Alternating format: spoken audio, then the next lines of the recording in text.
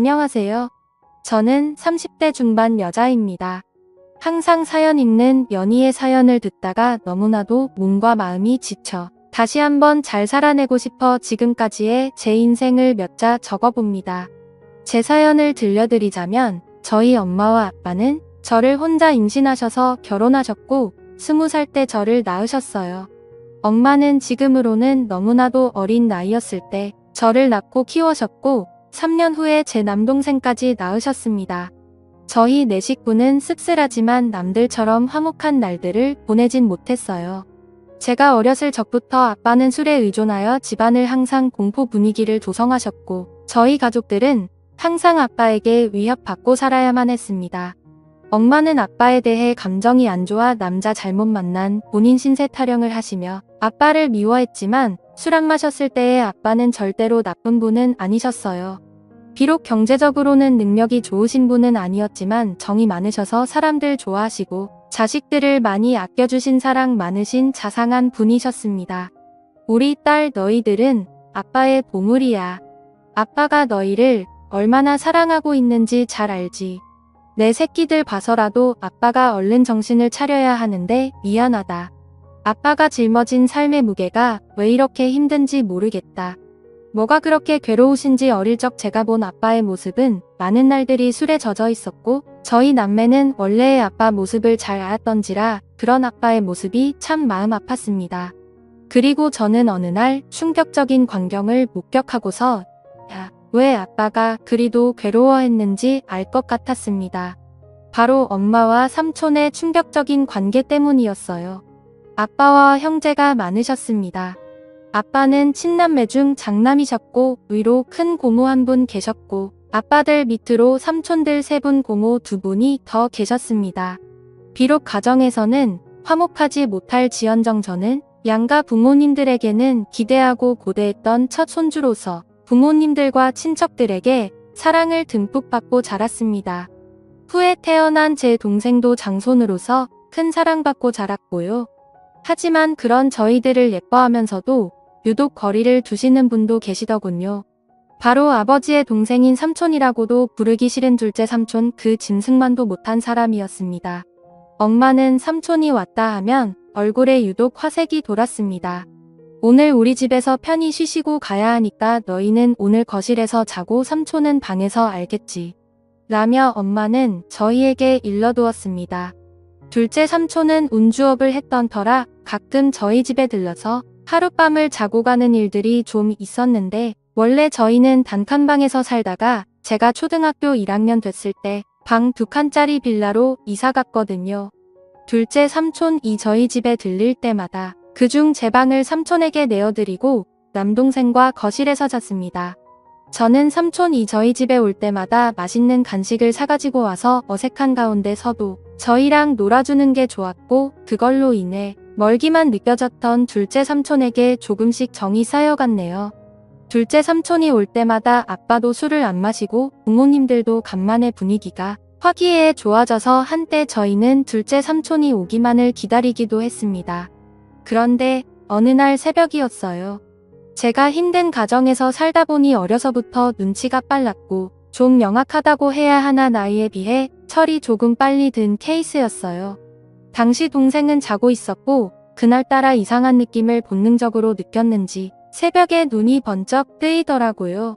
그런데 마침 엄마가 화장실에서 물 내리는 소리와 동시에 나오는 것이었습니다. 아직도 안 잔다고 뭐라고 잔소리할까봐 저는 얼른 눈을 감아 잠든 척을 했는데 이상한 일이 일어났습니다. 저희를 가만히 보시다가 조심스럽게 몸을 움직이며 안방이 아닌 바로 삼촌이 자고 있는 제 방으로 들어가는 것이 아니겠어요. 어린 나이임에도 불구하고 저는 그게 심상치 않은 일임을 본능적으로 알았습니다. 저는 순간 등이 쇠해지며 무슨 촉이 왔는지 조심스럽게 몸을 일으켜 숨죽여 제 방으로 다가갔습니다. 저희 집 방문이 허술해서 잘 닫히지 않았는데 그 탓에 열려있는 작은 틈으로 저는 훔쳐보게 되었습니다. 그리고 여태까지도 평생을 트라우마로 남은 잊지 못할 그 장면을 목격하게 되었습니다. 형수과 시동생으로서 금기시한 일들을 벌이고 있었습니다. 저는 너무 놀라 어떻게 해야 할지 그 자리에서 얼어붙고 말았습니다. 그때 거실에서 동생이 제가 곁에 엎자 허전했는지 음하며 자세를 뒤척였고 이 소리를 들었는지 그들은 모든 행동을 멈추고 엄마는 재빠르게 옥매무새를 가다 든 거군요. 저는 들킬까 싶어 제자리로 돌아와 다시 자는 척을 하며 누웠고 엄마는 어두움 속에 취약함을 가린 채 아무 일도 없었다는 듯 안방으로 돌아왔습니다.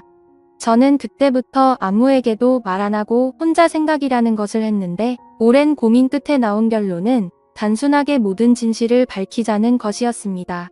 그렇게 해버리면 어린 마음의 모든 게 다 제자리를 찾고 정상으로 돌아올 것 같았거든요. 뒤틀린 이 이상한 현실에 하루도 머물고 싶지 않았던 저는 기회를 엿보다가 마침 아빠와 둘째 삼촌만 빼고 친가들이 모여 가족 식사하는 자리에서 제가 본 그날의 진실을 폭로하였습니다. 일모구연하고 또박또박 엄마랑 둘째 삼촌의 새벽에 제가 본 것들을 가감없이 얘기하자 엄마의 표정이 새하얗게 질리며 급한 대로 제 입을 막으려 했네요. 허나 이미 수상함을 느낀 큰 고모는 엄마를 젖혀두고 저를 방으로 데려와 차근차근 무슨 이야기인지 얘기해보라며 말씀하시는데 저는 말하다 말고 목이 메어와 울음을 크게 터뜨리며 말을 이어갔네요. 덕택의 집안은 발칵 뒤집혔고 둘째 삼촌은 소환돼서 친척들에게 어쩜 내가 형수랑 그런 짓을 벌일 수 있냐며 비난의 화살을 맞았습니다. 이 소식을 뒤늦게 들은 아빠는 충격을 금치 못하고 둘째 삼촌과 주먹이 오가며 한바탕 난리를 벌였고 저희 가정은 17개도 제 소망과는 다르게 파탄을 맞고 말았네요. 바로 엄마가 그 일을 계기로 지우치원생 남동생을 데리고 둘째 삼촌과 행방을 감췄던 겁니다. 훗날 드라마나 영화에서 보는 남녀의 야반도주를 보며 우리 엄마도 동생 데리고 둘째 삼촌과 저런 도피를 했을까 비꼬며 생각했네요. 가뜩이나 술을 필요로 했던 아빠는 아이의 술독에 파묻혀 살게 되었고 엄마와 삼촌을 반드시 찾아내어 복수하겠다며 증오심을 갖고 다녔습니다. 아빠는 늘 술을 취한 채 정신적인 고통을 이기지 못하고 자고 있던 저를 이불에 쌓아 조수식에 태우고 어디에 있는지도 모르는 그들을 찾으러 나섰고 그럴 때마다 저는 두려움에 떨어야만 했습니다. 지금 생각해보면 아빠는 저의 폭로가 원망스러웠는지도 모르겠어요. 눈 감고 귀 닫고 모른 척했으면 어쨌든 불행한 가정이 남아 이어올 수 있었을 텐데 그걸 폭로함으로써 파국에 치닫게 되어버렸으니 다 제 잘못이라는 생각이 들었습니다. 이럴 줄 알았으면 얘기하지 말걸 그냥 아빠를 속이고 못 울려 속일 걸 진실을 알리는 것만이 꼭 올바른 게 아니라고 생각했네요. 다행히 두어 달이 지난 후 엄마는 집에 동생을 데리고 들어왔고 간만에 엄마를 본 저는 그간 마음고생한 게 싹 치유되며 깊은 안도감을 느꼈습니다. 오랜만에 동생을 봐서도 너무 행복했고 돌아온 엄마로 인해 아빠의 상태도 좀 나아진 것 같아 행복했습니다. 다만 제게 엄마가 사라졌던 우유주는 남았습니다. 잠시라도 눈에 엄마가 보이질 않으면 불안해서 미칠 지경이었어요. 학교 갔다 서둘러 집에 왔는데 엄마가 없으면 빌려나 동네 인근을 다 뒤지고 다녔고 미용실에서 파마를 하고 있거나 동네 사람들과 같이 있는 엄마를 보고서야 안도의 숨을 내쉬곤 했습니다. 그렇지만 혹시나가 역시나 얼마 안 있다 엄마는 다시 나갔어요. 이번엔 동생을 내버려 두고 혼자 나갔더군요. 동생이라도 곁에 있어 좋았지만 엄마가 언제 다시 올지 기다림의 끝은 일 길이 있었습니다. 아빠는 행여 엄마한테 연락이 오면 아빠한테 바로 전화하라고 했고 그 사이 저희 동네에서는 소문이 나돌았습니다. 저희 엄마가 바람나서 집을 나간 것 같다고요. 툭하면 애엄마가 보이질 않으니 그럴 수밖에요. 저는 저희에 대해 함부로 말하는 동네 사람들이 너무 싫었습니다. 다 알고 짐작하면서도 모르는 척 확인사살하려고 저와 마주치면 꼭 웃더군요. 너희 엄마 이번에 너희 두고 또 나간 거 맞지 않니? 세상에 어떻게 자식들 두고 모질게 나갈 수가 있어. 내가 다 맘이 쓰이네 득지짓 불쌍한 것들 우리 엄마 그냥 멀리 돈 벌러 갔어요. 우리 가족에 대해 함부로 말하지 말아요라고 돌로 대며 소화됐지만 속으로는 가슴에 피 멍들어 찢어지게 울곤 했네요. 아빠는 결국 가출한 엄마를 포기하고 저희를 위해 시골로 이사를 했습니다. 다 잊고 새 삶을 꾸려보고자 아빠는 1톤 트럭을 타고 소금도 파시고 길고 파시며 저희를 악착같이 키우셨지만 세상은 그리 만만치 않았습니다. 바로 아빠는 큰 병에 걸려버리셨고 끝내는 강경화로 제 나이 18살 때 세상을 등지시고 말았네요. 그때 아빠 살아 생진 모질기만 했던 제 행동이 떠올라 얼마나 피 눈물을 흘렸던지요. 죄송하고 또 죄송하기만 했습니다. 아빠가 돌아가셨어도 엄마랑 삼촌은 잔인하게도 콧대기도 비치지 않더군요. 아빠를 배신하고 어디서 둘이 그렇게 잘 먹고 잘 사는지 나중에 반드시 찾아가 이 아픔 그대로 돌려주리라 다짐했네요. 저희는 살기 위해 할아버지에게 맡겨졌다가 성인이 된 후 따로 근처에서 독립을 했습니다. 그리고 시간이 흘러 동생이 군대 갈 때쯤 저 역시 직장을 구해 대도시로 나왔고 또다시 현실에서 적응하고 있을 무렵 난데없이 엄마 동생인 오랫동안 왕래 없던 외삼촌이라는 작자한테 연락이 닿았네요. 그간 잘 지냈지? 내 아빠 그렇게 되고 동생 건사하느라 네가 누구보다 힘들었을 텐데 내 마음이 다 안쓰럽구나. 고시원 좁고 답답할 텐데 내가 보증금을 좀 대줄 테니 어디 원룸이라고 들어가 살지 않겠니? 순간 의문이 들었죠. 갑자기 외삼촌이 왜 나한테 뭔가 이상해서 좀 알아봤었는데 예상치 못하게도 그간 연락이 끊겼던 제 친엄마가 외삼촌 뒤에 있었던 게 아니겠어요. 저와 동생을 버리고 그놈이랑 살림 차리겠다고 도망가서 정떼며 사왔을 땐 언제고 이제 와서 왜 이렇게 호의적으로 나오는지 고맙기는커녕 기가 찼습니다.